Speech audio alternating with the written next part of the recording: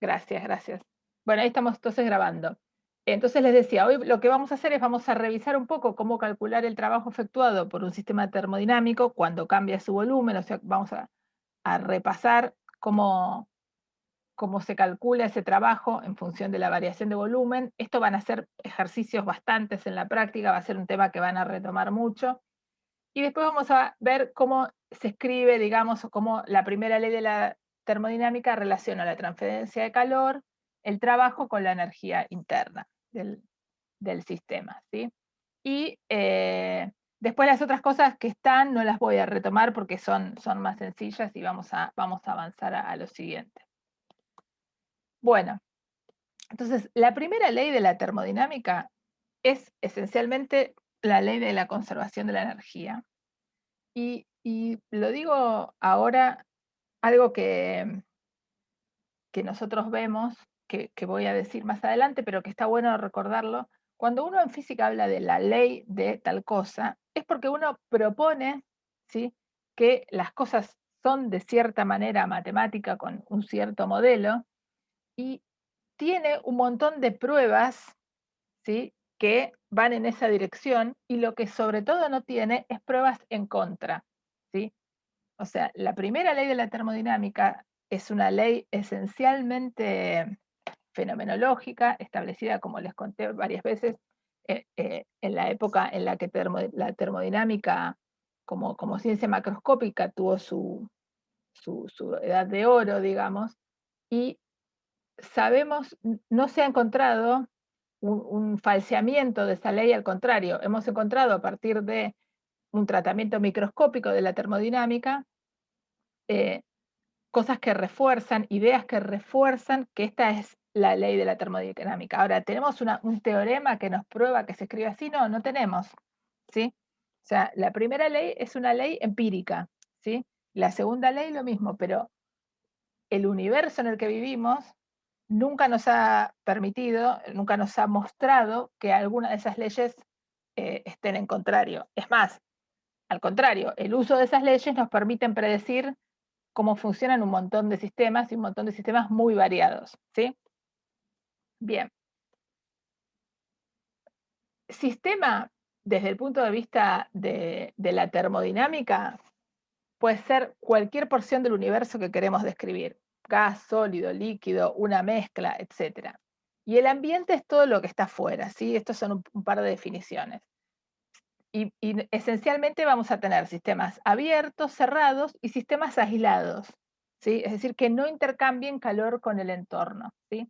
Pero los sistemas pueden ser variadísimos. Por ejemplo, estos son dos agujeros negros chocando. La termodinámica es esencial para estudiar los agujeros negros, por ejemplo, y una gran parte de el trabajo científico que se hace sobre agujeros negros tiene que ver con definir la entropía, que es una cantidad que vamos a ver en unas clases más, de los agujeros negros, y de ahí sacamos un montón de conclusiones. Con lo cual, esta ciencia que estamos viendo sirve tanto para describir algo que ocurre en un tubo de ensayo, en un émbolo, un gas que tengo encerrado en un recipiente, en un termo, como algo tan complejo y tan distante como dos agujeros negros que que se estén mezclando, ¿sí? Que se estén en realidad absorbiendo o transformando en uno, ¿sí? Eh, y bueno, la trayectoria, que va a ser algo que van a trabajar mucho en la práctica, son los estados intermedios por los que pasa un sistema entre el estado inicial y el estado final. Por ejemplo, si yo tengo dos estrellas que se están mergeando, que se están mezclando, el estado inicial será las estrellas separadas y el estado final será ellas cuando ya estén hechas casi una nueva estrella, un nuevo cúmulo, lo que salga de ahí, ¿sí?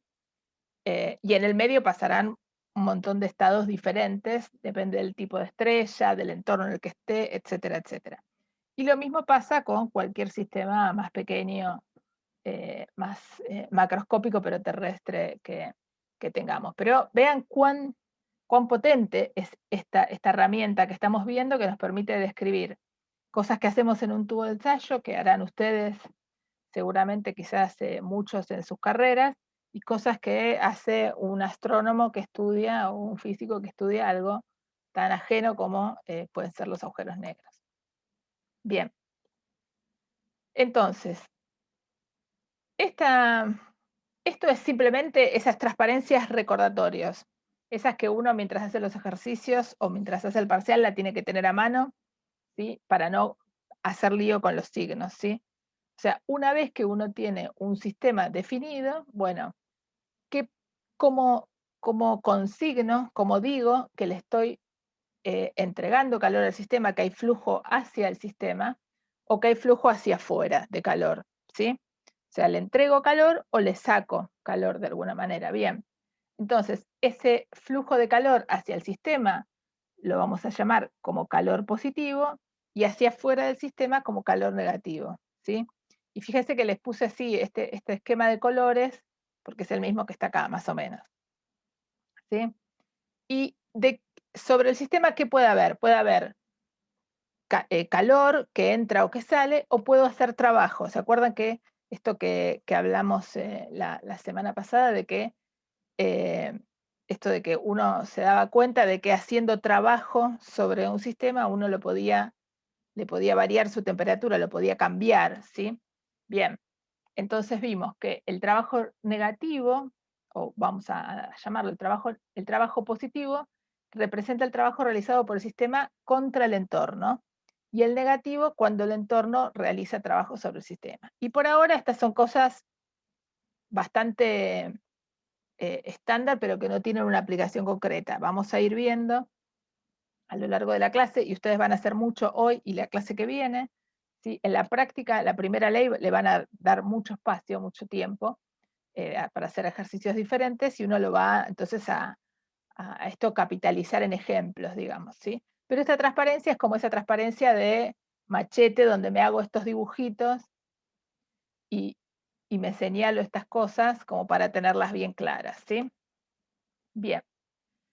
Ahora entonces vamos a calcular, para recordar un poco, para ponerlo en estado y que nos quede definidos para todos, el trabajo realizado, efectuado por un sistema cuando hay un cambio de volumen, ¿sí? Y esto en realidad lo podemos pensar de la siguiente manera, ¿sí? Yo puedo tener, ¿sí? Moléculas, acá pusieron avienta por empuja, ¿sí? Es una traducción un poco castiza de, nosotros no usaríamos nunca aventón como empujón, pero bueno. Entonces, nada, tenemos las partículas, las moléculas o átomos de gas golpeando contra un pistón, ¿sí? Y el pistón puede irse para un lado o irse para el otro, ¿sí? Bien. Y ahora entonces vamos a ir al ejemplo. Entonces veamos algo concreto, veamos un ejemplo concreto que nos va a guiar más. Tenemos esto, tenemos un sistema, ¿sí?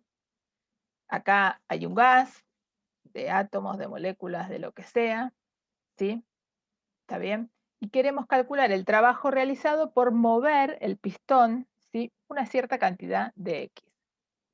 Entonces, el trabajo infinitesimal, el diferencial de trabajo para mover un diferencial de longitud, ¿sí? Será fuerza por distancia. Esta es la definición de trabajo que vimos para el primer parcial. ¿Se acuerdan? El trabajo es fuerza por distancia.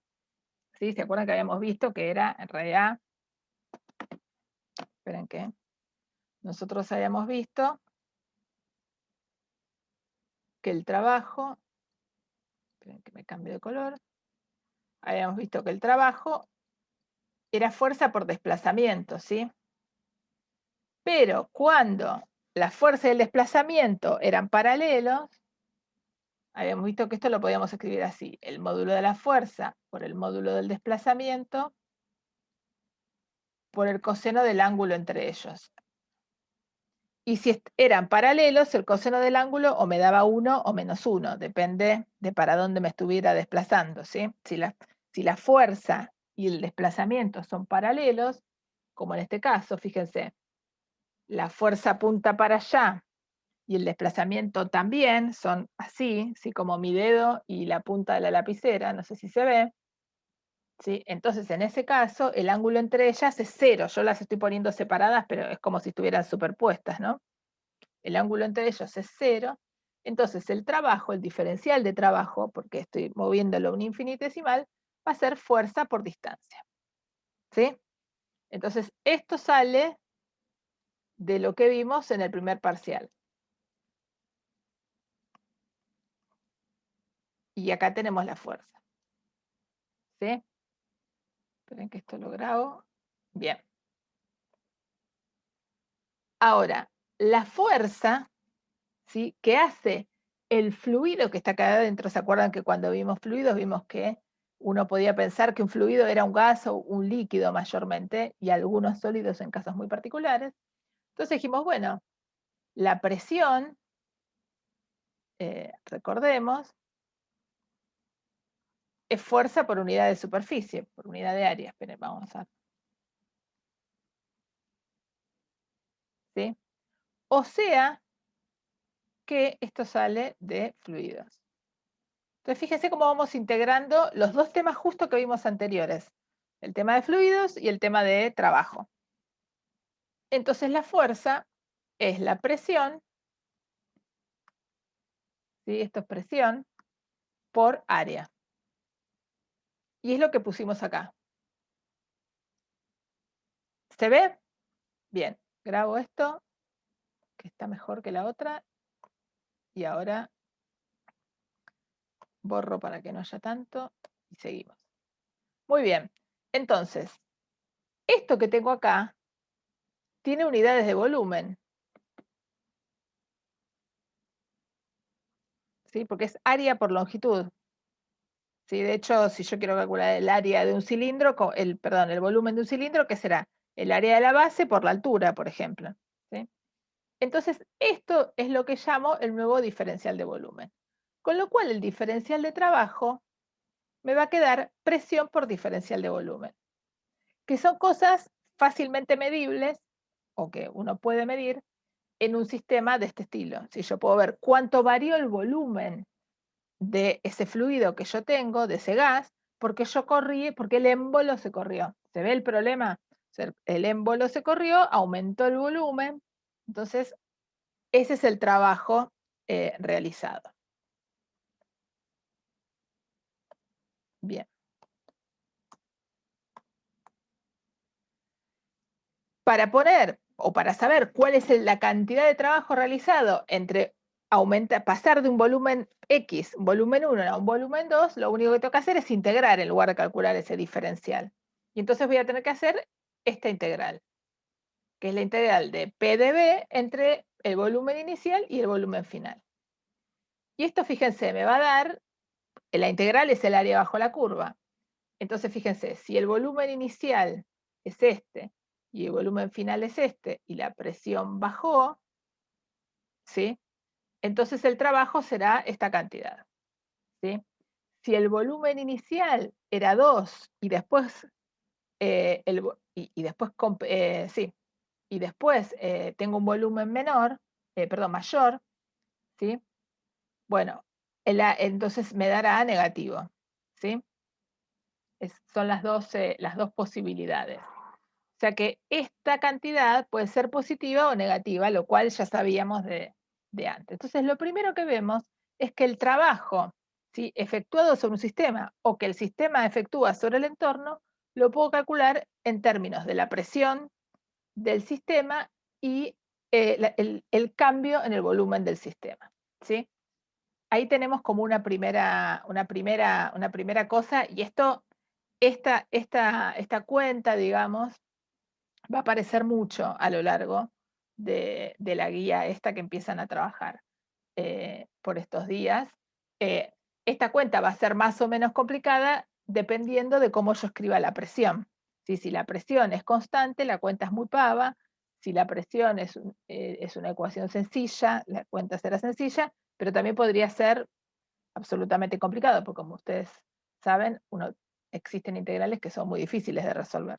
Entonces, un poco esa cuenta va a ser tan complicada como sea la expresión de la presión que yo tenga en mi problema particular. Bien. Bueno, acá hay ejemplos que nada, son sencillos. Y ahora, por otro lado, vamos a ver la otra, porque lo que quiero es que un poco repasemos las dos herramientas fundamentales o los dos insumos que nos sirven para definir la primera ley, que, como decía, está asociada a la conservación de la energía. Y entonces veamos qué pasa cuando tenemos, o sea, el primer ejemplo es qué pasa con el trabajo que hay que darle que hay que hacer sobre un sistema o que el sistema hace sobre el entorno cuando cambia su volumen. Y ahora veamos qué pasa cuando le agregamos, ¿sí?, calor a un sistema, ¿sí? Como estos van a ser nuestras dos herramientas, calor y trabajo, ¿sí?, que son esencialmente las variables, por decirlo de alguna manera, de la termodinámica de lo que estamos trabajando por estos días.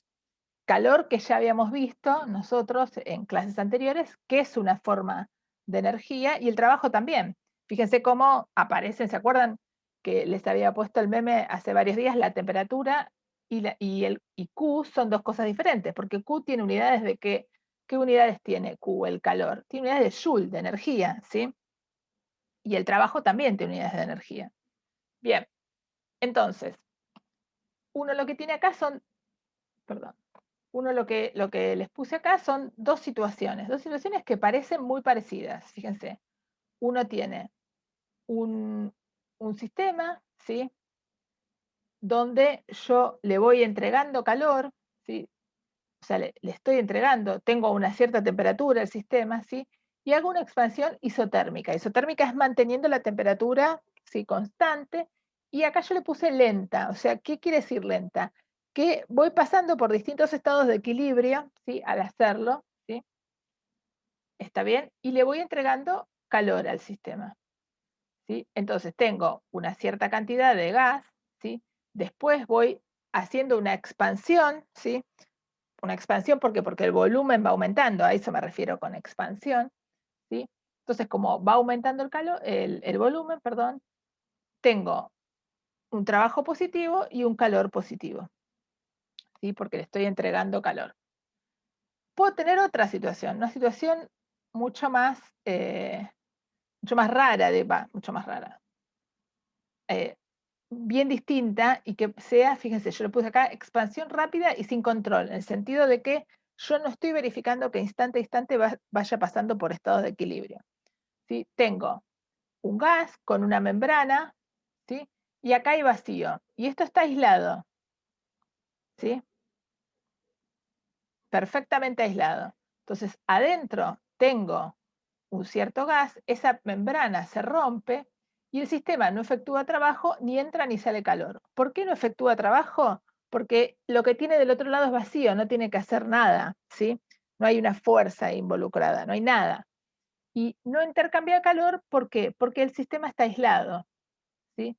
Entonces, yo tengo dos trayectorias bien distintas, dos formas distintas de llegar al mismo estado final, ¿sí? O sea, yo me encuentro con un gas de 5 litros de gas, ¿sí?, a 300 Kelvin, y yo no sé si provino de esta situación o de esta situación, si alguien me lo da ya con el experimento realizado, ¿sí? Bien. Bueno, lo Laura, que perdón, una pregunta. sí, En la diapositiva anterior, pará. ¿por qué se llama? No me queda claro por qué es isotérmica si la temperatura cambia. No, porque en realidad es isotérmica, la temperatura, fíjate, se mantiene constante, es 300, ¿eh? Pero no dice la plancha caliente agrega calor. Agrega calor, Ah, claro, pero no temperatura. exactamente, sí, Ah, sí, listo. exactamente. Sí, por eso está fíjate que por ahí no se ve, pero el relojito está en el mismo lugar, trata de estar en el mismo lugar, como para Claro. reflejar eso. Bien, igual está escrito arriba, yo estas cosas las voy contando y después cuando vos las lees, las miras todas. Uy, esperen que tengo algo en el chat. ¿Alguien hizo la misma pregunta en el video? Bien, o sea que la próxima vez lo voy a aclarar mejor. Ahora, prometo, no van a ser ustedes, pero para mis próximos alumnos va a estar más aclarado. Bueno, entonces, nada, experimentalmente se observa que un gas que sufre una expansión libre no sufre cambio de temperatura. Entonces, de esas dos cosas, uno concluye que el calor depende de la trayectoria, el calor que uno entrega al sistema o que recibe del sistema, y el trabajo realizado por el sistema también depende de la trayectoria. Y estas dos informaciones, esta idea del calor y el trabajo, se van a unar en la primera ley de la termodinámica, ¿sí? Y entonces ahora la vamos a expresar. Lo que les queda acá, en realidad son varios ejemplos, varias discusiones y qué sé yo. Yo voy a pasar directamente al siguiente PowerPoint que les preparé, porque este ya lo tienen. Esperen que cierro este, porque si no me queda abierto y es un lío. Ahí está. Y ahora vamos al siguiente.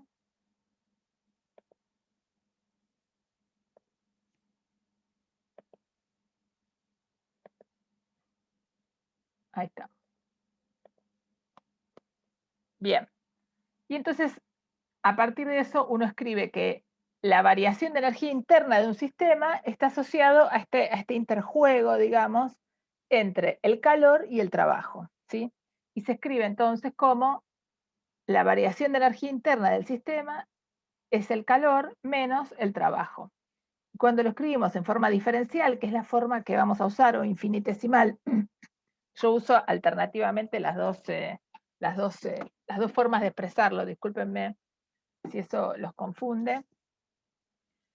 Lo vamos a escribir de esta manera. El diferencial de energía interna es igual al calor menos el diferencial de trabajo, ¿sí? Y Q y W dependen del proceso, ¿sí? Del trayecto, ¿sí? Que yo sigo para conectar dos estados iniciales y finales. Y hoy van a ser varios ejemplos en los cuales uno tenga que establecer cuál es el estado final, cuál es el estado inicial, perdón, y cómo pasó de un estado a otro. ¿Está bien? Bien. Genial.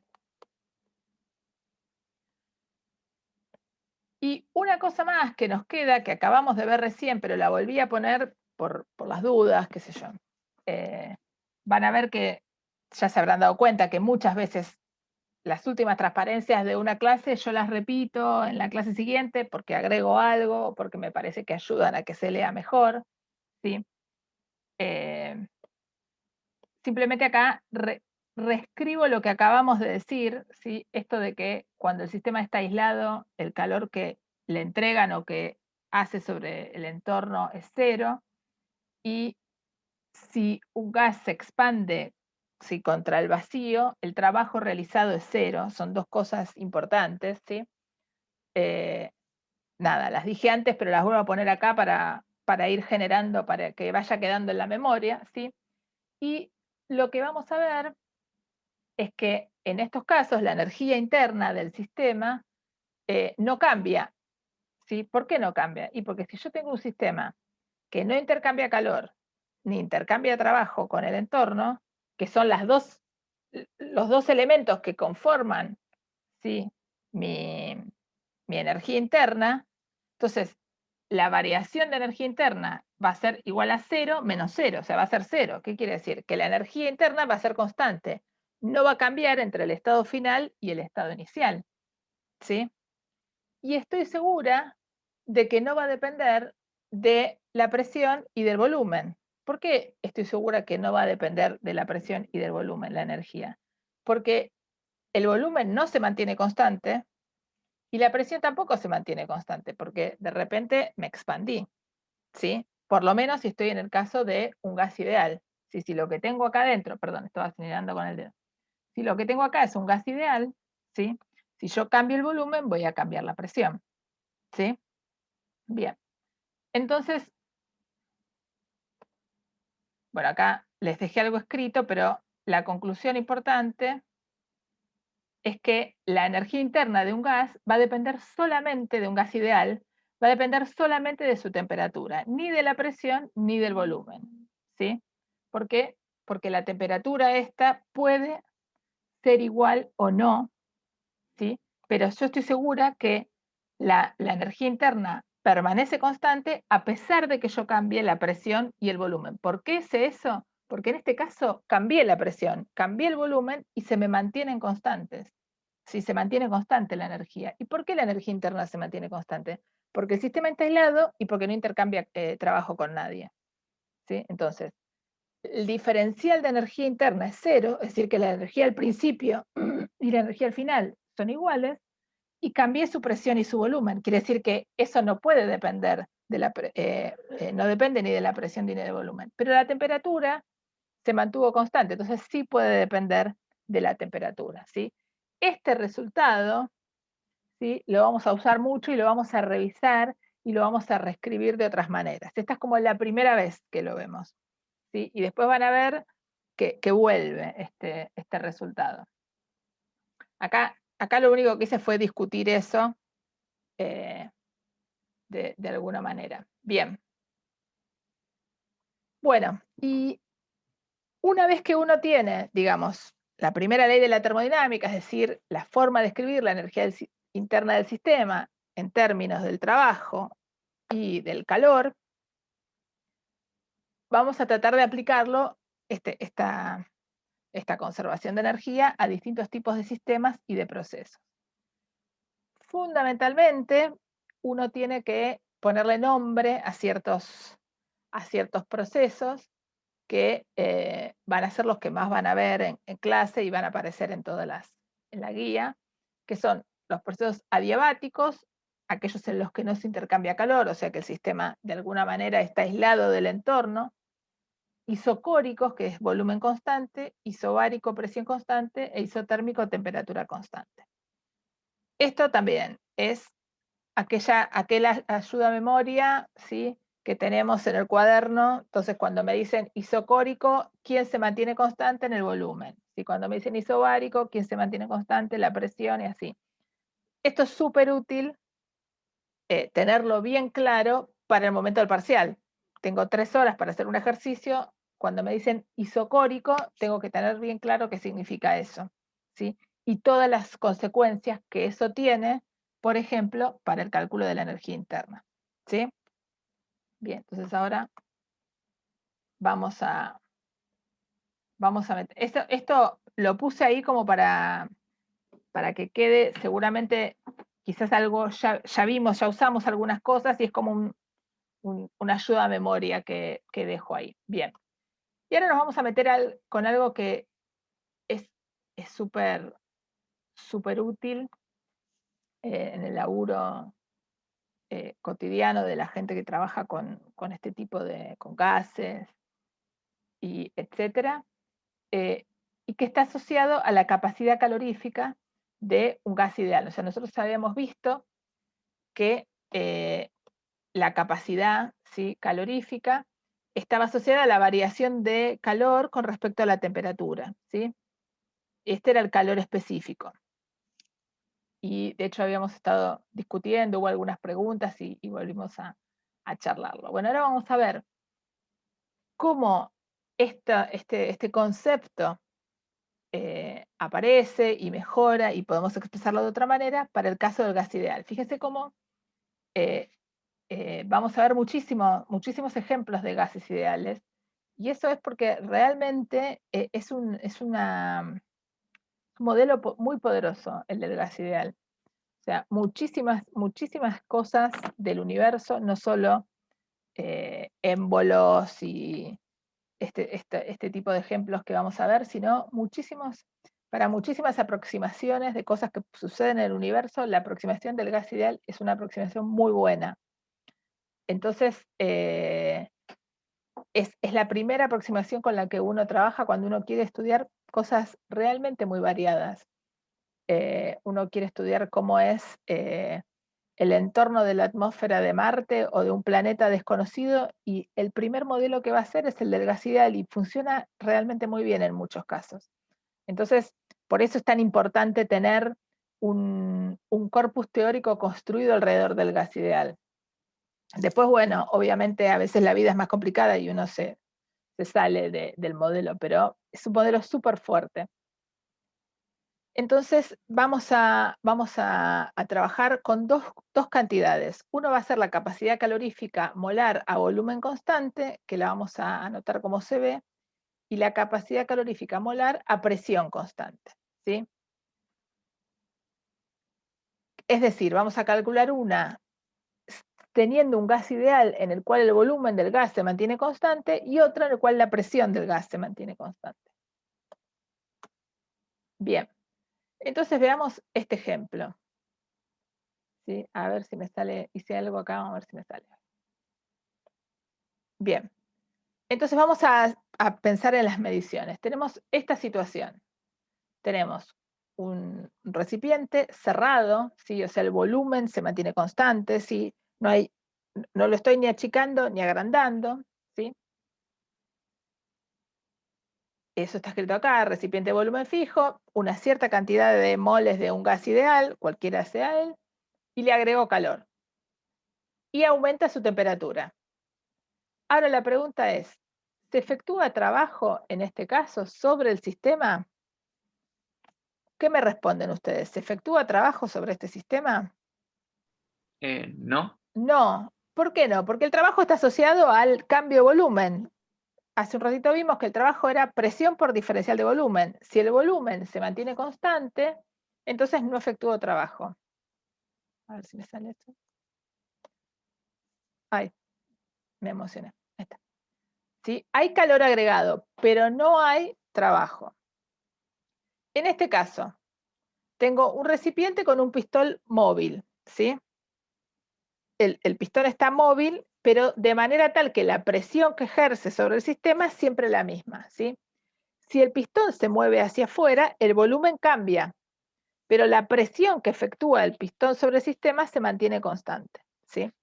Entonces, la pregunta es, ¿se efectúa trabajo en este caso? Y sí, se efectúa. ¿Por qué? Porque estoy cambiando el volumen del sistema, porque estoy moviendo, ¿sí?, el pistón hacia arriba. O sea, tengo los mismos moles de gas ideal, ahora en un volumen mayor, ¿sí?, manteniendo la presión constante. ¿Está bien? Entonces, tengo dos situaciones diferentes. Ahora, estas dos situaciones me llevarán a calcular calores específicos que sean iguales o diferentes, ¿sí? Veámoslo primero de manera intuitiva y ahora después en la próxima transparencia lo vamos a hacer.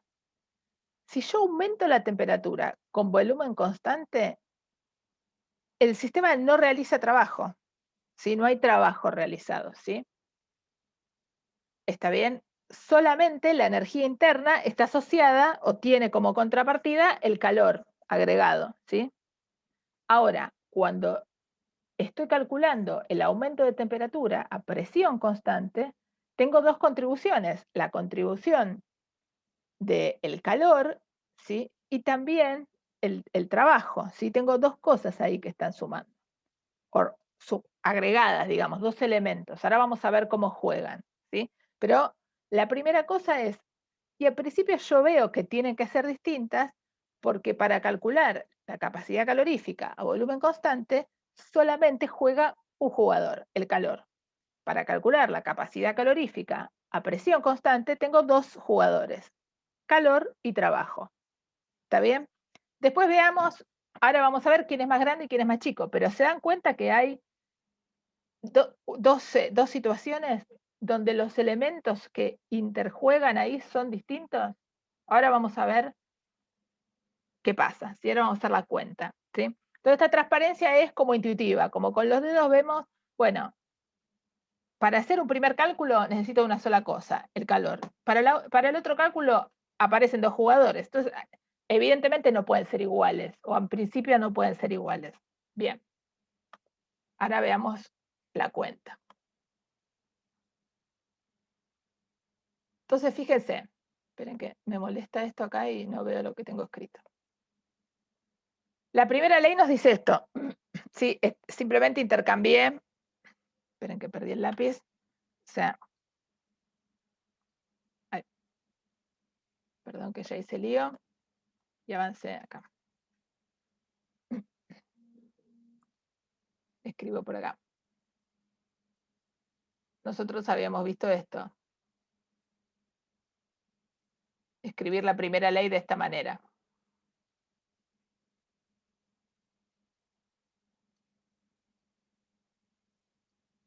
Bien. Acá lo que tenemos es la primera ley escrita de otra, ¿sí? Bien. Entonces, para un aumento de temperatura dado, el cambio de energía interna de un gas con comportamiento ideal, o sea, de un gas ideal, tiene el mismo valor sin importar el proceso. ¿Sí? ¿Por qué? Porque la energía interna del gas no depende de la temperatura. Si yo tengo una situación en la que aumenté la temperatura, el cambio de energía interna tiene que ser el mismo si aumenté lo mismo la temperatura que en otro, sin importar el proceso que hice. ¿Sí? ¿Por qué? Porque solo sé que depende de la temperatura. ¿Sí? Bien, o sea que si la temperatura aumentó la misma cantidad en ambos procesos, la variación de energía tiene que ser la misma en ambos procesos. Bien. Entonces, la ecuación que tienen ahí, indica que el suministro de calor en un proceso a presión constante debe ser mayor que 1 a volumen constante. ¿Sí? Bien, ahora lo vamos a escribir. Y vamos a escribir eso que está escrito acá. Yo hice las cuentas y las vamos a ver. Justamente, esto también lo hice un poco para mostrarles una dinámica de trabajo que está buena tener. Yo leo un texto, que lo acabamos de leer juntos, lo leo y que me lo creo, no, trato de hacer una cuenta y convencerme de que lo que acabo de leer tiene sentido. Entonces, veamos la cuenta. Si el volumen es constante, la variación de energía interna se escribe como Q menos PdV. ¿Qué es esto que escribí acá? ¿Sí? Porque delta U, habíamos dicho que era Q menos dW y esto era Q menos PdV. Por lo que probamos al principio de la clase. Pero como el volumen es constante, como me decía recién uno de ustedes, creo que era Lucas, esto es 0, ¿o no?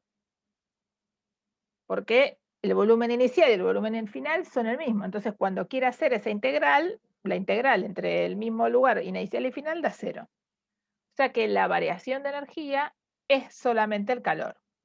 Y entonces el calor específico va a ser esta derivada, que va a ser esta derivada, y punto. Bien. Ahora, ¿qué pasa si tengo presión constante? Y si tengo presión constante, la variación de energía se va a escribir Q menos P delta B. Fíjense, se ve por qué, primera cosa, si tengo presión constante, esto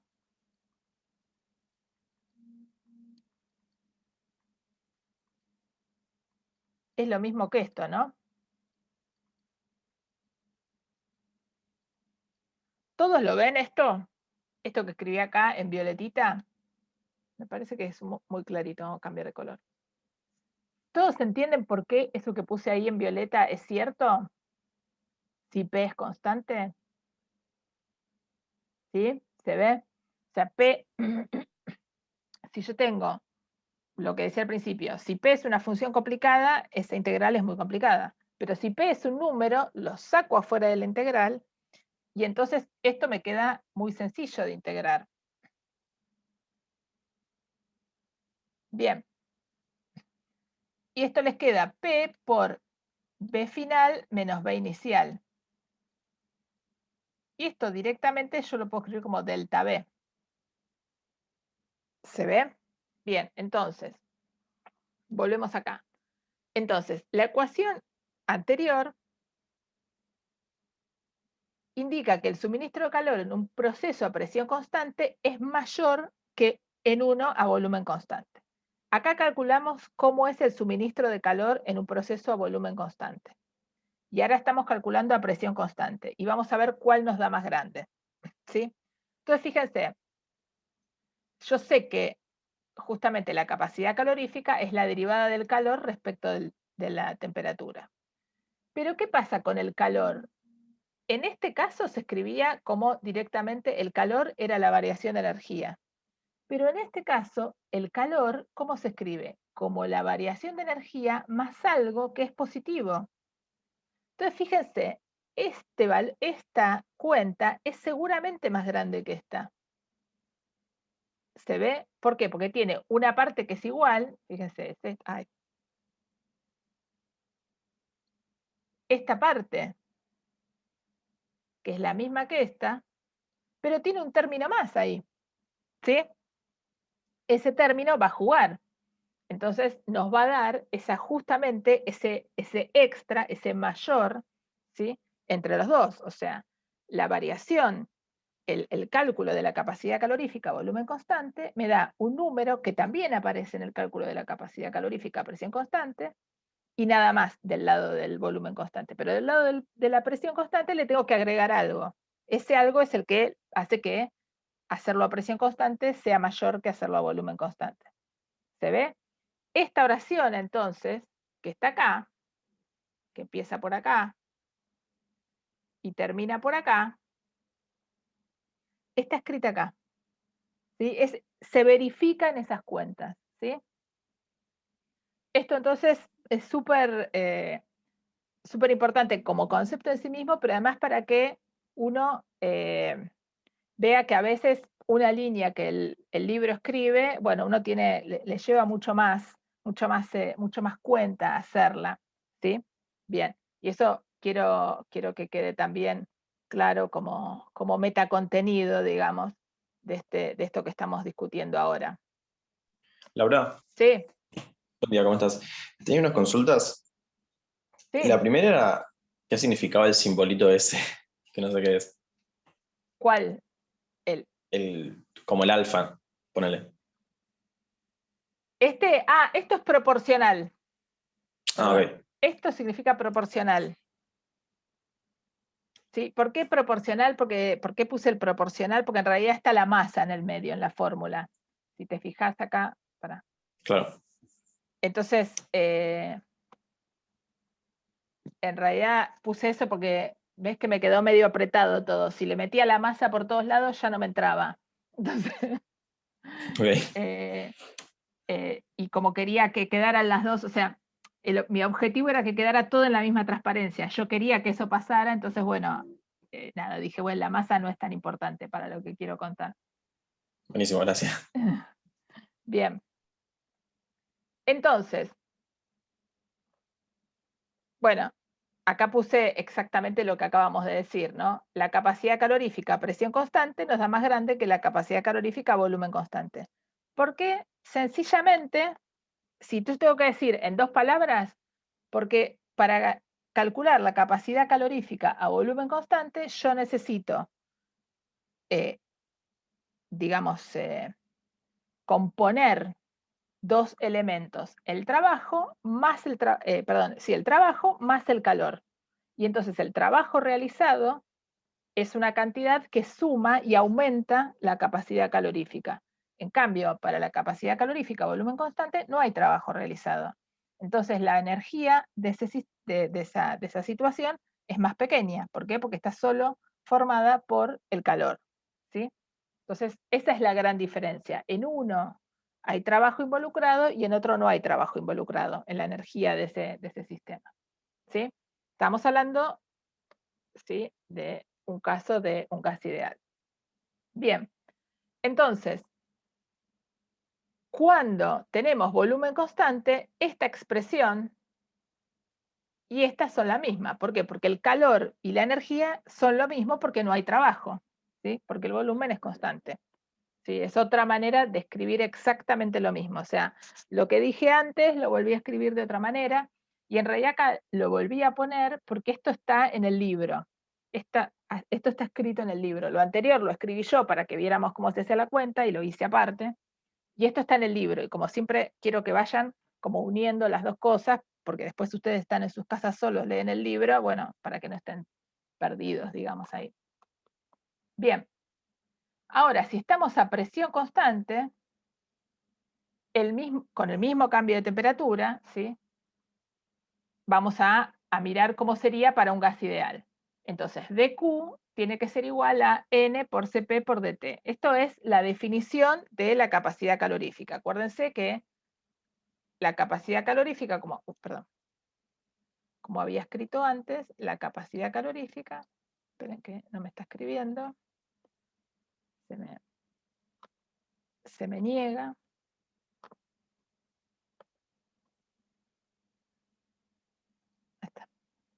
Acuérdense que yo había escrito que la capacidad calorífica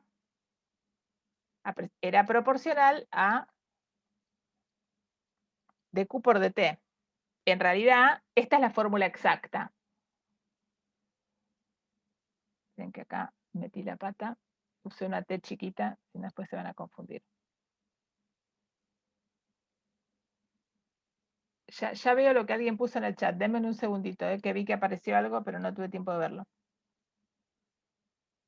No, era porque la Ah, tela. gracias. Listo, genial, listo. Sí, me di cuenta después que me excedí con eso. Bueno, entonces nada, este Yo vi DT. enter justo cuando mandaste Ok. técnico, ¿no? Está bien. Es el problema de no estar en el aula todos juntos, ¿no? Pero bueno, este DT lo paso multiplicando y les queda esta expresión. El trabajo efectuado es de omega por PdB. Fíjense cómo estamos volviendo a pasar por lo mismo que pasamos hace 2 transparencias, ¿sí? Simplemente que lo estamos repasando y ahora vamos a decir, bueno, pero ojo, ahora si en lugar de cualquier gas tengo un gas ideal, ¿sí? ¿Cómo se escribe esta presión? Y la puedo sacar de acá. P por B es igual a nRT. Esta es la ecuación del gas ideal, ¿sí? Entonces, digo, P por B es igual a nRT. La dejo así. Y escribo esto, el diferencial de volumen. Esperen. Trato de escribirlo como diferencial de temperatura. ¿Por qué? Porque lo que cambia es la temperatura en mi problema. Entonces digo, ok, despejo de acá, fíjense, de la ecuación del gas ideal, despejo el volumen. Me queda que el volumen es N por R sobre P por T. Hasta acá estamos todos.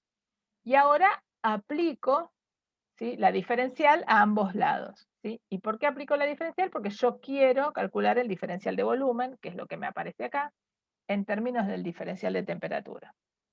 Entonces, todo esto se mantiene constante. ¿Y cómo sé que se mantiene constante? Y bueno, porque N es el número de moles, R es la constante universal y P es constante porque estoy trabajando en el caso en que la presión es constante, ¿sí? O sea que esto es constante, estoy segura.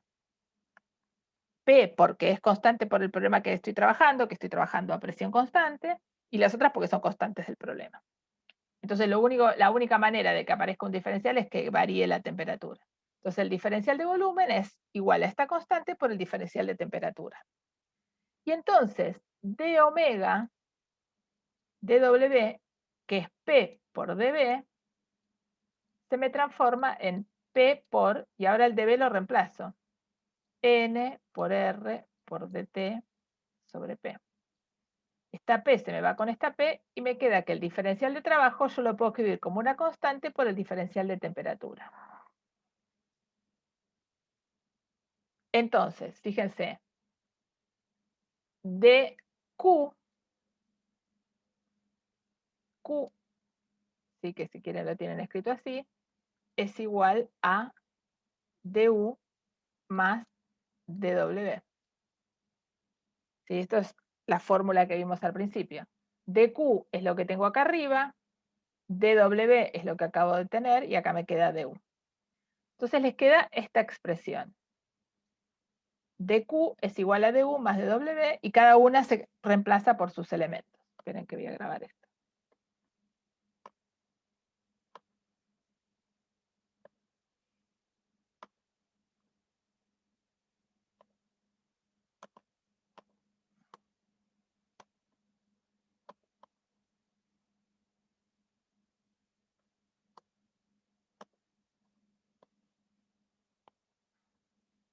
Y entonces, bueno, lo volví a escribir acá. dQ es igual a du más dW, ¿sí?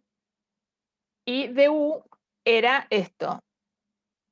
N por la capacidad calorífica a volumen constante por el diferencial de temperatura. Entonces, fíjense, escribo todo por algo que tiene el diferencial de temperatura, ¿sí? Entonces puedo dividir todo por el diferencial de temperatura y les queda que la capacidad calorífica a presión constante es igual a la capacidad calorífica a volumen constante más R, que es una constante universal. Entonces fíjense cómo, para el caso del gas ideal, verificamos en qué cantidad exacta es más grande la capacidad calorífica a presión constante que la capacidad calorífica a volumen constante. ¿Sí? O sea, aquello que habíamos visto al principio, aquello que habíamos visto al principio, que era solamente decir, bueno, seguro que uno es más grande que otro, pero no te puedo decir cuánto, una vez que yo tengo una ecuación de estado, tengo algo tan poderoso como decirte, mira, ¿cómo varía la presión con el volumen? Sale de esta ecuación de estado, logro cuantificar exactamente cuánto más grande es uno que otro. Obviamente, esta cuenta será más complicada si la ecuación de estado del gas en cuestión es más complicada. Si ahí uno empieza a complicarse la vida, digamos, cuando eso ocurre, ¿está bien? Pero a los fines prácticos, digamos, sí es muy poderoso ver que en el caso del gas ideal yo puedo decirte no solo que es más grande, que son consideraciones termodinámicas generales, sino decirte cuánto más grande que es. Y cuánto es en esta R, ¿sí? Que es una constante universal. O sea, resultado que está muy bueno. Bueno, esperen que voy a ver la hora que es porque tengo la impresión de que ya sí, me pasé. Bueno, vamos a dejar acá y vamos a hacer un break hasta 10:15, ¿les parece? Así se reponen un poco, que hablé mucho, y seguimos en un rato.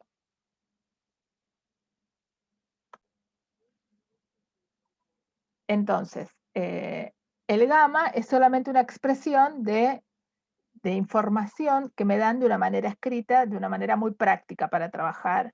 Aparece mucho en los laboratorios, van a ver que en el libro tienen una tabla y se usa muchísimo. Y en general cuando uno, como les decía, ve publicaciones en las que uno está trabajando con un gas desconocido, pero que puede pensar que ese gas, un gas de electrones, un gas de protones, un gas de alguna partícula, yo conozco más del espacio y por eso les doy estos ejemplos, bueno, directamente uno dice, bueno, supongo que el gamma es tanto y listo. ¿Sí? O trato de calcularlo, pero se da el valor del gamma y listo. Esta cantidad va a ser súper importante en procesos adiabáticos de gases ideales, que es lo que vamos a ver ahora. ¿Sí? Entonces, recordemos primero que hace un rato vimos que adiabático significa que no intercambia calor, no hay intercambio de calor del entorno con el sistema y viceversa. ¿Sí? Entonces, en un proceso adiabático, Q es 0. Con lo cual, la primera ley se hace más compacta. Solamente tiene un término. La variación de energía es simplemente menos el trabajo. Listo. ¿Sí? Bien. Entonces, vemos, esperen que tengo el dibujito acá abajo y no se los puedo mostrar. Ahí está. Entonces, fíjense, si yo tengo un sistema, ¿sí? Donde tengo un gas, ¿sí? Fíjense, tengo una expansión de un gas, entonces tengo un volumen inicial y una presión inicial, ¿sí? Realizo trabajo positivo y tengo un volumen mayor y una presión menor, ¿sí? Lo que estoy segura es que como en un gas ideal, una curva adiabática va a ser, la curva que me lleve de acá hasta acá en forma adiabática, me va a cambiar de una temperatura mayor a una temperatura menor, ¿sí? Esto pasa siempre. Para el gas ideal, una curva adiabática en cualquier punto siempre es más inclinada. ¿Qué quiere decir inclinada? Cuando el libro me dice inclinada. La pendiente cambia que si estuviera a temperatura constante. ¿Sí? Fíjense, acuérdense, esta es una una isoterma, una curva de temperatura constante. Esta es otra isoterma, otra curva donde la temperatura es distinta. ¿Sí? Como el proceso es adiabático, ¿sí? Delta Q es igual a 0, delta U es igual a menos el trabajo, tiene que haber un trabajo involucrado en ir desde acá hasta acá. ¿Sí? Entonces, la temperatura va a ser menor. ¿Sí? Y entonces voy a cambiar de isoterma. Entonces, la curva adiabática, ¿sí? Es una curva que, digamos, conecta dos isotermas diferentes, por decirlo de una manera. O de otra manera es conecta dos estados de temperatura distinta. Bueno, y acá, bien. Entonces, ¿qué pasa con la ecuación de estado de un gas ideal cuando yo conozco sus capacidades a volumen constante o a presión constante? Es decir, tengo una forma de escribirla más compacta, la ecuación de estado. O sea, nosotros sabemos cuál es la expresión de de la ecuación de estado de un gas ideal, ¿no? P por B es igual a nRT. ¿Qué pasa si ahora tengo, perdón, metí la pata porque, ¿qué pasa si tengo esta ecuación y tengo un proceso adiabático? La idea de que el proceso sea adiabático me transformará la ecuación de estado del gas ideal en algo más simple, más sencillo aún, o dicho de otra manera, esta hipótesis del proceso adiabático se refleja en la forma en la que yo puedo escribir la ecuación de estado del gas ideal. Eso es lo que nos estamos preguntando ahora. ¿Sí? Bien, entonces, vamos a ir intentando contestarnos esto. Esperen que borro esto que escribí recién. Cambio de color porque acá tengo mucho rojo. Bien, entonces, para un gas ideal, en cualquier tipo de proceso, no importa si es adiabático o no, recién calculamos esto. Nosotros hicimos recién esta cuenta. Dijimos, para un gas ideal, vale esto. ¿Sí? Listo. ¿Por qué? ¿Y por qué? Porque el diferencial de calor es igual al diferencial de energía, porque en ese caso, en el caso de volumen constante, el trabajo es cero. Eso lo vimos hace un rato. Bien. Por otro lado, vimos que el trabajo efectuado por un gas durante este proceso se escribía de esta manera. Y entonces dijimos, bueno, du es igual a menos dw. Esto sí vale para el proceso, está asociado al proceso adiabático. Si en un proceso adiabático, Q es 0. Entonces, du, que lo tengo escrito de esta manera, es igual al diferencial de trabajo. Y ahora acá agrego la ecuación del gas ideal, o sea, escribí cuánto vale el diferencial de energía en cualquier proceso a volumen constante, lo igualé al trabajo efectuado por el gas durante ese proceso, y ahora digo, bueno, ahora meto la idea de que estoy en un gas ideal. Es decir, que donde dice P, voy a poner la ecuación de estado del gas ideal. P por B es igual a nRT. Entonces, P es nRT sobre volumen, que es lo que puse acá. Sale de acá. ¿Sí? Esperen que grabo esto. Entonces, fíjense, me queda esta expresión que tenemos acá. Esperen que voy a borrar. Me queda NCB de T es igual a N por R por T sobre B. Ahora divido todo por T. ¿Sí? Y fíjense lo que pasa. Divido todo por T, ambos miembros. ¿Sí? Lo voy a escribir la ecuación intermedia porque acá puse el principio y el final. Por ahí se pierden. Fíjense, divido por T ambos miembros. Entonces me queda N CB por dt, divido por T, es igual a menos, me falta una N, NRT sobre T dB. Las T's se van de este lado, y de acá no se me va nada, ¿sí? Y lo que hice fue pasar todo sumando de este lado para que vean que uno podría pasarlo todo de un lado o del otro. ¿Sí? O sea, lo puedo tener escrito así o escrito así. Son dos formas distintas de escribirlo. ¿Sí?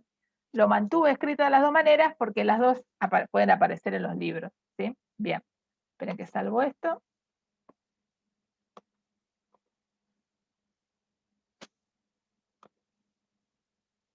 Sí, me falta la B acá, gracias. No sé quién me lo dijo, pero sí, me olvidé la B acá. NRT sobre B. Sí, gracias.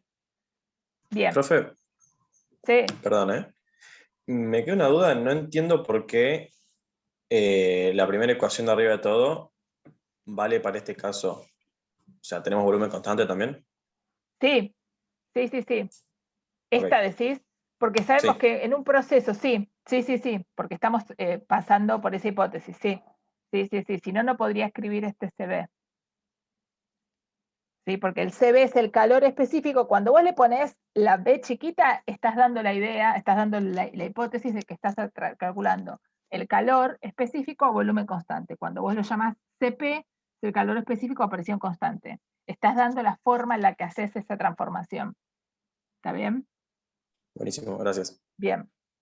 Bueno, entonces, ven lo que hice acá, dividí por T, perdón, cancelé los T's, y una cosa que nos falta hacer, que la voy a hacer también acá, es cancelar las N's. Y que es con eso uno transforma esta expresión, fíjese, les queda CB de T sobre T es igual a menos R sobre B de B. ¿Sí? Y bueno, y después lo que hice de acá a acá es pasar este CB dividiendo. Y después todo sumando. ¿Sí?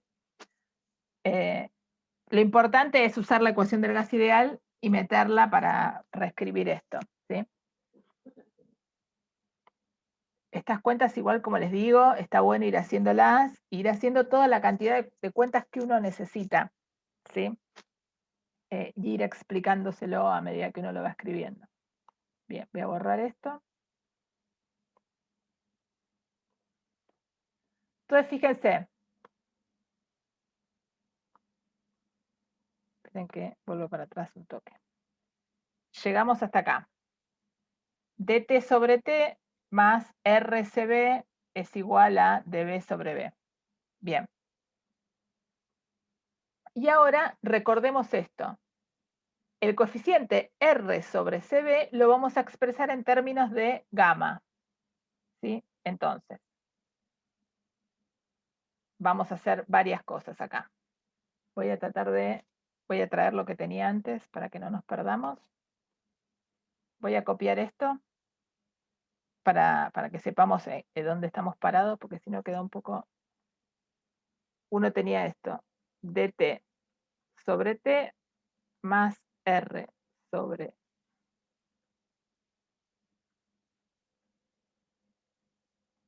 cb db sobre b igual a 0. ¿Sí? Veníamos de acá. Bien, entonces, sabemos que gamma es cp sobre cb. ¿Sí? Entonces, esto lo dejamos a un costado. Entonces decimos, R sobre CB, esto que tengo acá, lo puedo escribir así. ¿Y por qué lo puedo escribir así? Veamos de dónde me sale esto. ¿Sí? Recordemos que antes de ir al intervalo dijimos esto. ¿Se acuerdan? Esto lo vimos antes de ir al intervalo. Antes de ir al intervalo, probamos que cuando estamos en un gas ideal, cuanto mayor es el calor específico a presión constante que a volumen constante, es R esa diferencia, eso que le agrego. ¿Sí? Y llegamos a esta ecuación. Y con esto terminé y nos fuimos al intervalo. Entonces ahora puedo escribir R como Cp menos Cb. Y es lo que puse acá. ¿Sí? Y ahora hago la distributiva. Entonces me queda Cp sobre Cb menos 1, porque Cb sobre Cb es 1. ¿Sí? Con lo cual, R sobre Cb nos queda gamma menos 1. ¿Se ve? Entonces,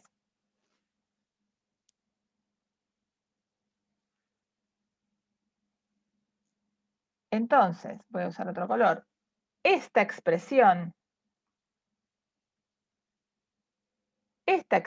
que tenemos acá, ahora se escribe como dt sobre t, este término no le pasó nada, vino tal cual acá, pero este término sí, donde dice R sobre CB, lo reemplazo por gamma menos 1 y por dB sobre B. ¿Sí? Y esto siempre es positivo, porque para los gases gamma siempre es mayor que 1. Eso, si miran la tabla que tienen, lo van a ver. ¿Está bien? Entonces, la expresión que nos quedó de haber pensado cómo escribimos la energía en un proceso adiabático usando la situación de que estoy partiendo de una hipótesis de volumen constante, ¿sí? Para que me aparezca el CB y me aparezca eso Y sumado a la idea esta de cómo escribo la energía, en un gas ideal me llevan a escribir esta expresión. ¿Sí? Acuérdense que ¿cuál era mi objetivo? Mi objetivo, porque es lo que después se pierde rápidamente con tanta cuenta que voy y vengo, es, yo tengo la ecuación del gas ideal y sobre eso quiero hacer una hipótesis más. Quiero decir, bueno, ahora, si tengo un gas ideal y además me dicen que el sistema es adiabático, eso me pondrá, esa idea de adiabaticidad, me impondrá una restricción a la fórmula y me la hará más compacta. Eso es lo que estamos pensando. Si uno puede simplificar aún más una fórmula por demás sencilla cuando tiene que el sistema en el que está trabajando está compuesto por un gas ideal y el intercambio de calor es adiabático, ¿sí? O sea, hay una hipótesis de más, ¿sí? Dicho de otra forma, estamos buscando algo que uno siempre busca en física, que es que cada hipótesis que agrego me simplifique la cuenta, ¿sí? Ahora estamos viendo algo que ustedes hicimos un montón de veces en ¿cómo se llama? Cuando veíamos la primera parte de la materia. Decimos, bueno, si se conserva la energía, entonces la cuenta se simplifica por esto. Si se conserva el impulso, la cuenta se simplifica por esto. Bueno, ahora, si tengo un gas ideal y además es adiabático, ¿qué gano con eso a los fines de la expresión matemática que yo tengo de ese gas? ¿Sí? Y eso es lo que estamos haciendo. ¿Está bien? Bien. Bueno. Entonces, fíjense, de esta ecuación que tenemos acá, esperen que voy a borrar porque ya me quedó un bollo acá. De esta ecuación que nos quedó acá, uno deduce que una expansión adiabática de un gas ideal, es decir, un aumento de volumen en un caso de un gas ideal, genera una disminución de temperatura. ¿Cómo lo sé? Fíjense, lo podemos escribir acá.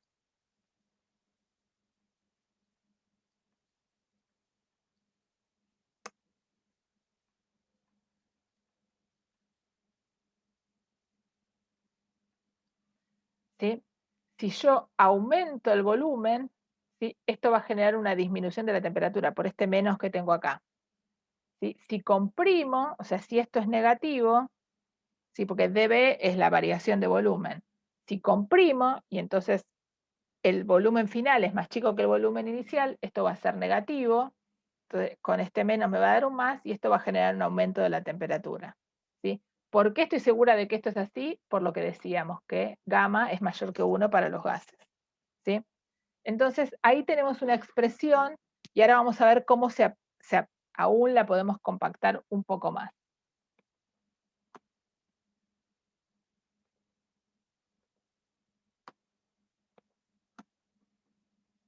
Y ahora viene la parte un poco más complicada, o por ahí, pero ya a esta altura hicimos un montón de estas. Fíjense que de la ecuación que escribí antes, o sea, nosotros teníamos esto escrito antes,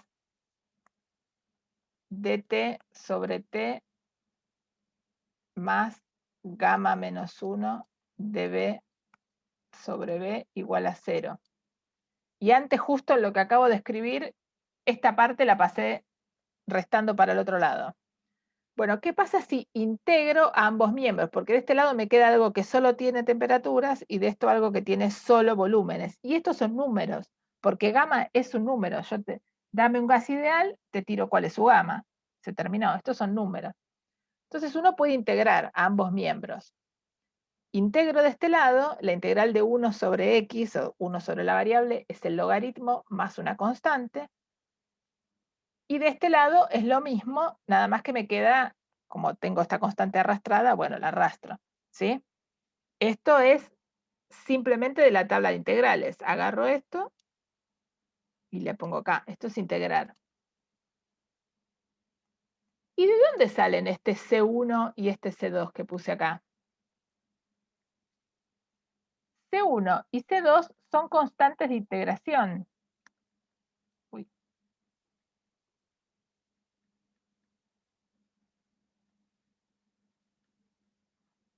¿Sí? Acuérdense que cuando uno integra y no tiene que integrar una función simplemente y no tiene límites de integración, aparecen las constantes de integración. De hecho, cuando uno mira la tabla de integrales, uno ve que la integral de una función es una función más una constante, ¿sí? Porque acuérdense que la integral es lo contrario de derivar. Yo una vez que tengo la integral, después puedo volver para atrás derivando. ¿Sí? Entonces la derivada de todo esto que está acá es igual a la función que está acá adentro. Bien. Ahora, entonces, integro ambos miembros, integro en forma de lo que se llama la integral indefinida, porque no tengo límites de integración, tengo una constante para cada una, y después paso todo lo que tiene variables, que son temperatura y volumen, para un lado, y todo lo que son constantes para el otro, ¿y qué hago? No voy a poner C1 más C2. Esta C, ¿quién es? Esta es C1 más C2, o sea, le pongo un nuevo nombre, para no andar arrastrando C1 más C2, ¿sí? ¿Cambié algo? No, simplemente lo único que hice fue integré.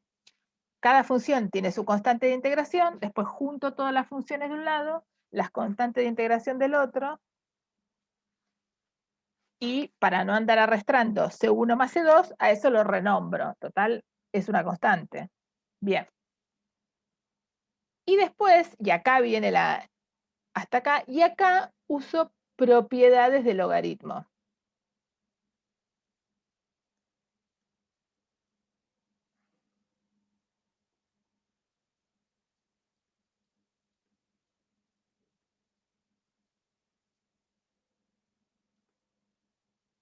La función logaritmo tiene un montón de propiedades que nosotros están listadas en la guía 0, en la guía de repaso matemático. ¿Sí? Una de ellas es que si yo tengo un número alfa por el logaritmo de x, esto es lo mismo que logaritmo de x a la alfa. ¿Sí? Así como hay para la suma, hay para la potenciación. En realidad, justamente, el logaritmo puede transformar las potencias en ¿cómo se llama? En productos. Y acá hay dos propiedades de logaritmos. La suma de dos logaritmos, yo lo puedo escribir como el logaritmo de un producto. Y el logaritmo de A por B es igual al logaritmo de A más el logaritmo de B. Estas son todas propiedades de logaritmos, ¿sí? Que están en la guía 0. Yo no las escribo acá porque están en la guía 0. Uno lo único que tiene que hacer es ir y mirarlas. ¿Sí? Después igual ustedes cuando se lo hacen esta misma cuenta, la repasan en su cuaderno, pueden tener una tabla de propiedades al costado.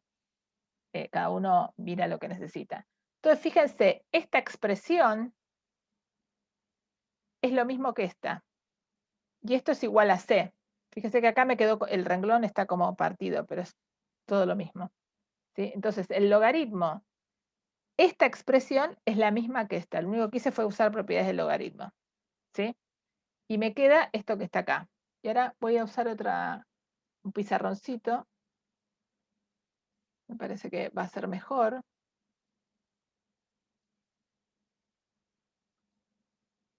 Entonces, nosotros teníamos el logaritmo de t por b a la gamma menos 1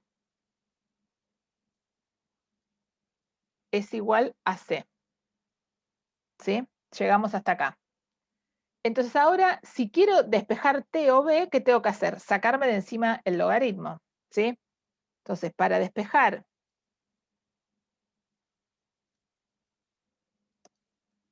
t o b, cualquiera de las dos, ¿sí? Paso el logaritmo para el otro lado. ¿Y eso cómo se hace? Yo escribo esto así porque es como uno por ahí le enseñan a pensarlo, ¿sí? Cuando uno está en la secundaria, que es despejar, pasar para el otro lado. En realidad, matemáticamente, cuando uno ve composición de funciones, ¿qué sabe? Que es aplicar a ambos miembros la misma ecuación. Entonces, aplico a ambos miembros la inversa del logaritmo. ¿Cuál es la inversa del logaritmo? La exponencial. Esto implica aplicar la exponencial a ambos miembros.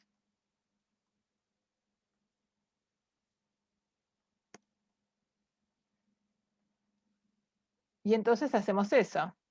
Les va a quedar E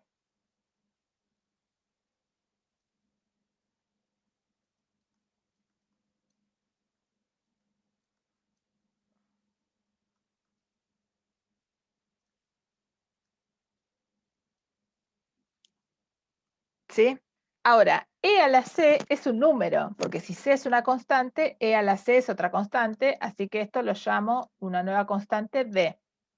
Y esta e con el logaritmo se matan entre sí, entonces me queda esto.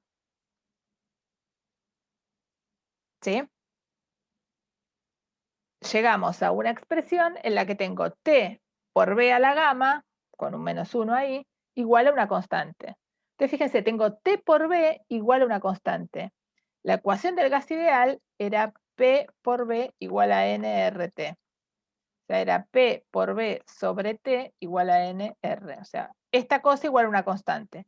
Ahora la presión desapareció al haber tenido esta condición de adiabaticidad. ¿Sí? Esto esperen que lo grabo. Y ahora vuelvo. Ay.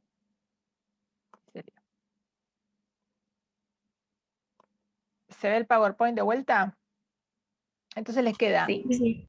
T por B a la gamma menos 1 igual a una constante de esto es lo que acabamos de hacer. Bien. Esta es una forma de escribir la ecuación del gas ideal. ¿Por qué? Porque tengo T por B a la gamma, apareció ese dato, pero que es una constante, igual a otra constante. Entonces, es una forma de escribir mucho más compactamente la ecuación de un gas ideal cuando el proceso es adiabático. ¿Sí? ¿Qué quiere decir? Que si yo tengo la temperatura y ¿cómo se llama? Y el volumen, voy a poder calcular inicialmente eso va a ser igual a la temperatura y el volumen en otro momento y la constante me va a dar lo mismo, ¿sí? Eso es lo que estoy diciendo. Estoy compactando la ecuación de estado del gas ideal. Y lo mismo se podría hacer trabajando con la presión, ¿sí? Y entonces uno se encuentra con que tiene una forma mucho más sencilla de escribir la ecuación de estado del gas ideal. Y fíjense que si yo les quedó esto, les quedó T por B a la gamma menos 1 igual a una constante, voy a hacer el mismo nombre que antes, D. Si yo quiero escribirla en términos de la presión, lo único que tengo que hacer es escribir el volumen en términos de la presión. Sí, ahora lo voy a hacer para que quede bien claro de dónde sale esto que tengo acá. Vamos a otro pizarroncito. No.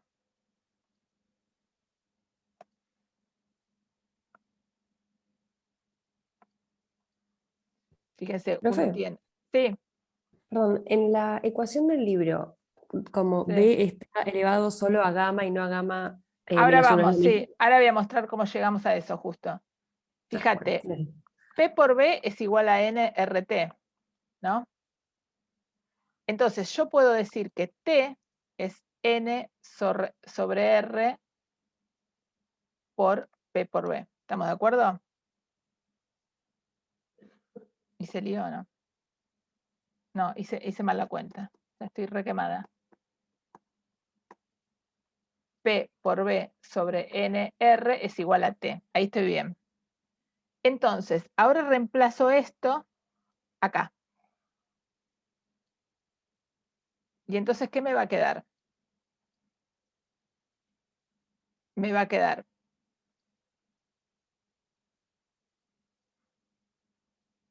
P por B sobre NR por B a la gamma menos 1 es igual a D. ¿Estamos de acuerdo hasta ahí?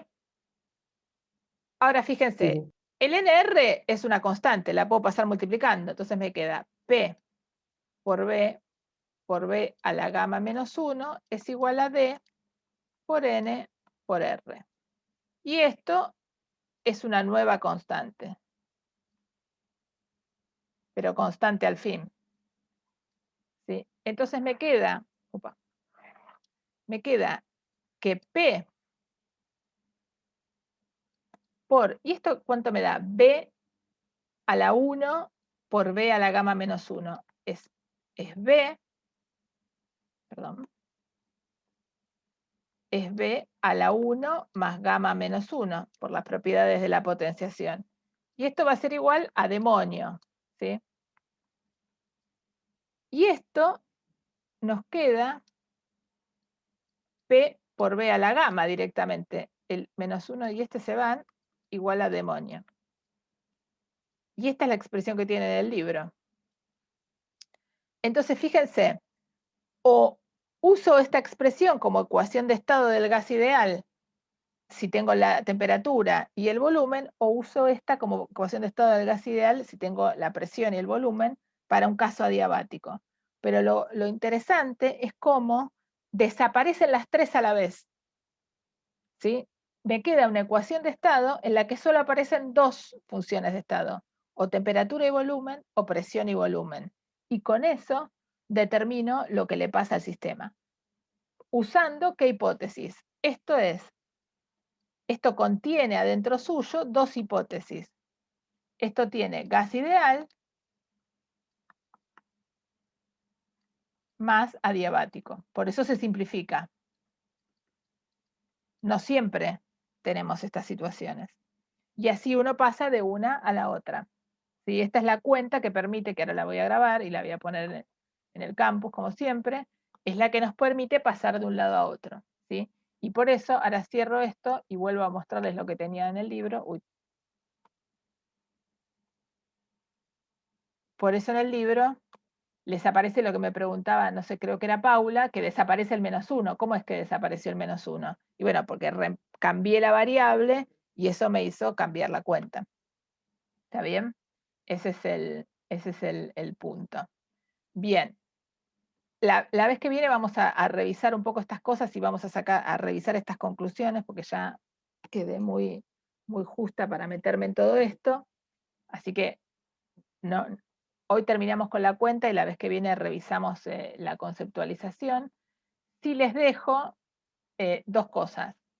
Estas son dos cuestiones históricas para los que tienen ganas de ver un poco más. Esto es cómo se pensaba que se podía construir un móvil perpetuo, que era lo que se quería, y cómo se dieron cuenta que eso era imposible, y eso llevó a aprender un montón sobre termodinámica. Y esto que es para que vean el dibujito en el que Homero le dice a Lisa: en esta casa obedecemos las leyes de la termodinámica, y si alguno tiene ganas, puede contestarme por qué no obedece lo que Lisa construyó, las leyes de la termodinámica, qué es lo que pasa, porque Homero lo dice, y esto se entiende en función de justamente algunas cosas que estuvimos viendo y otras que quizás vamos a alcanzar a ver la vez que viene. Así que bueno, termino por hoy.